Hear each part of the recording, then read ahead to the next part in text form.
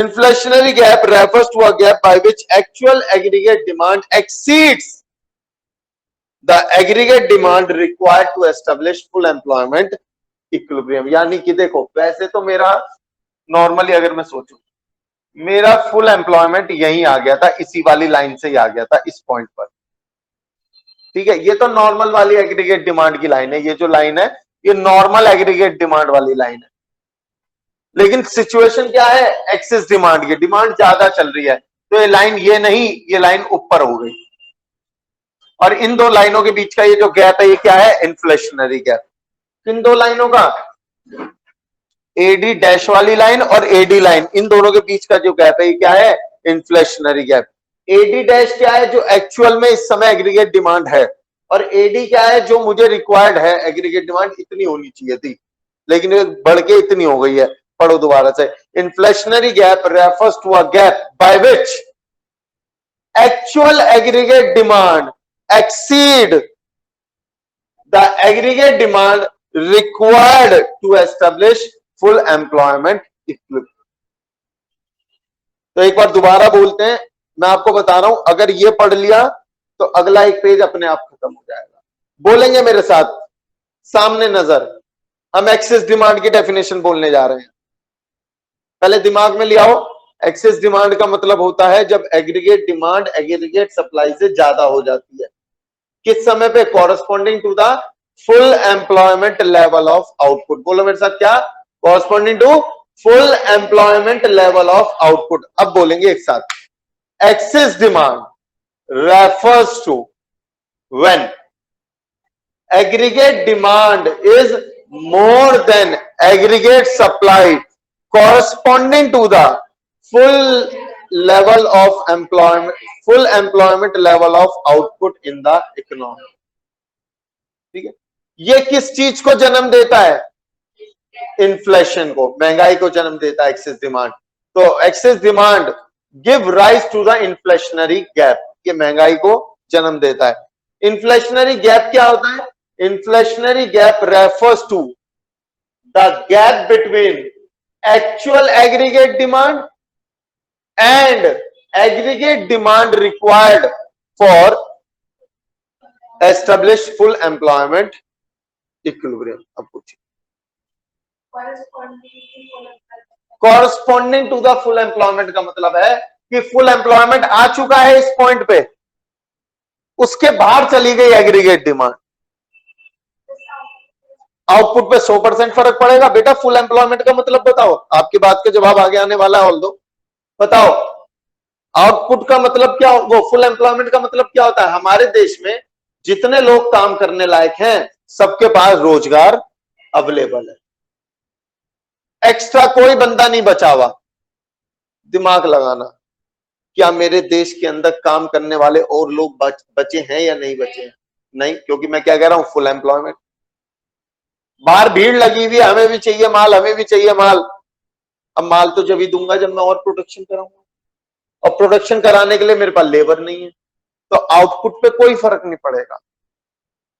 I can show you, इधर देखो, output पे कोई फर्क नहीं पड़ेगा बेटा। आप एक बार डायग्राम में देखिए,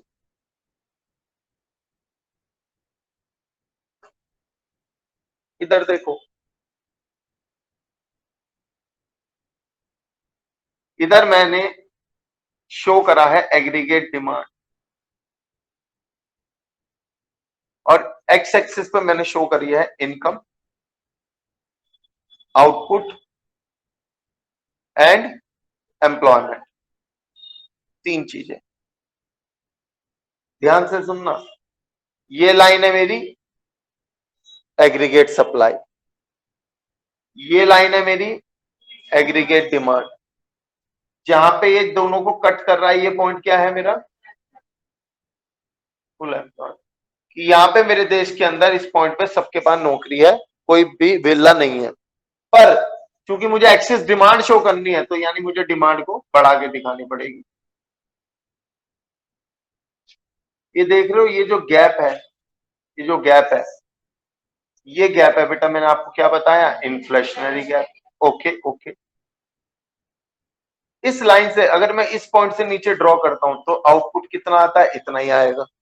और अगर मैं ऊपर से भी लेके आता हूं लाइन को तो भी क्या होगा, आउटपुट इतना ही, क्योंकि आउटपुट चेंज नहीं हो सकता और प्रोडक्शन नहीं हो सकता, क्योंकि मेरा देश ऑलरेडी फुल एम्प्लॉयमेंट में चल रहा है। आउटपुट बनाने के लिए यानी प्रोडक्शन करने के लिए मुझे लेबर चाहिए और लेबर अवेलेबल है नहीं, क्योंकि सबके पास नौकरी है, कोई वेला है ही नहीं, तो आउटपुट नहीं बढ़ेगा।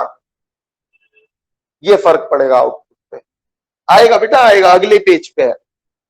फिलहाल मेरे साथ आप बताएंगे एक बार एक्सेस डिमांड की डेफिनेशन। बार बार इसलिए जोर दे रहा हूं क्योंकि ये डेफिशिएंट डिमांड की डेफिनेशन में भी काम कर जाए। बोलो एक्सेस डिमांड, मास्क हटा लो, मास्क नीचे कर लो या हटा लो।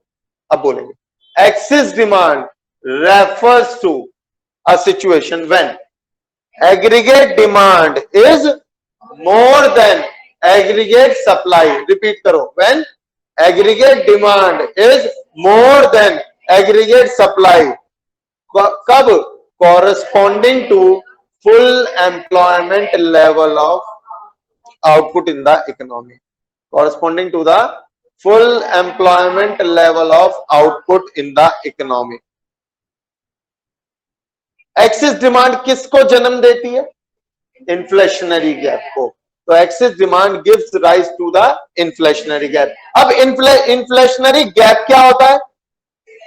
ये गैप है किस दोनों के बीच में? इन दो लाइनों के बीच में ना, इस वाली और इस वाली है। इस लाइन को मैंने बोला है एक्चुअल एग्रीगेट डिमांड। ठीक है, बोलेंगे inflationary gap refers to a gap between actual aggregate demand and aggregate demand required to attain full employment. कि इस वाली लाइन पे आ गई थी फुल एम्प्लॉयमेंट, इन दोनों लाइनों के बीच का डिफरेंस क्या है मेरा? Inflationary gap.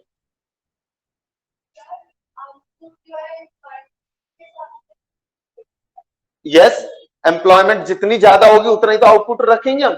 अब हमारे देश में अगर लेबर अवेलेबल होती, मैं उनको काम पे रखता, वो आउटपुट बनाते तो आउटपुट भी बढ़ जाती, यानी बाजार में सप्लाई भी बढ़ जाती। सप्लाई बढ़ क्यों नहीं पा रही? क्योंकि हमारे देश में बेरोजगार कोई नहीं बैठा हुआ। समझ में आई मेरी बात या नहीं? अगले पेज पे आओ, नीचे आ जाओ। Reasons for excess demand. Excess demand के होने के क्या क्या कारण हो सकते हैं? क्यों लोग इतना डिमांड कर रहे हैं? अच्छा, एक्सेस डिमांड का वैसे जनरल बात करता हूं मैं। एक्सेस डिमांड का मतलब क्या? लोग ज्यादा खर्च कर रहे हैं, ज्यादा खर्च करने को तैयार हैं, डिमांड ज्यादा कर रहे हैं, यानी जेब में पैसा खूब घूम रहा है उनके, बहुत जेब गर्म है इस समय। आखिर ये जेब इतनी गर्म क्यों हो रही है? क्या रीजन हो सकता है इसके पीछे? एक रीजन तो मैं आपको बताता हूं। सरकार ने ना, मैं 1,000 रुपए कमाता था, सरकार उसमें से 300 रुपए टैक्स ले लेती थी। मेरी जेब में कितने बचते थे? 700। मेरी डिस्पोजेबल इनकम कितनी है? 700। डिस्पोजेबल इनकम का मतलब होता है जो मैं खर्च कर सकता हूं, डिस्पोज कर सकता हूं। डिस्पोजेबल गिलास सुने हैं ना? डिस्पोजल इनकम का मतलब क्या होता है? जो मैं खर्च कर सकता हूं, 700। मेरी जेब में 700 थे तो मैं उस हिसाब से डिमांड कर रहा था। अब सरकार ने टैक्स का रेट कम कर दिया है, टैक्स का रेट कम कर दिया है। तो पहले सरकार मुझसे 300 रुपए टैक्स लेती थी, आज मेरे से कितने ले रही है? 200 रुपए ले रही है। सपोज कर लो मेरी जेब में कितने बचे? अब मेरी जेब में 800 है, तो मैं ज्यादा खर्च करने की सोचूंगा या नहीं? ये एक कारण है डिमांड के बढ़ने का। ऐसे बहुत सारे कारण हो सकते हैं, मैं आपको 4 रीजंस पढ़ाऊंगा। शुरू करते हैं, पढ़ेंगे। सबसे पहले रीजंस फॉर एक्सेस डिमांड में सेकंड पॉइंट मार्क करें,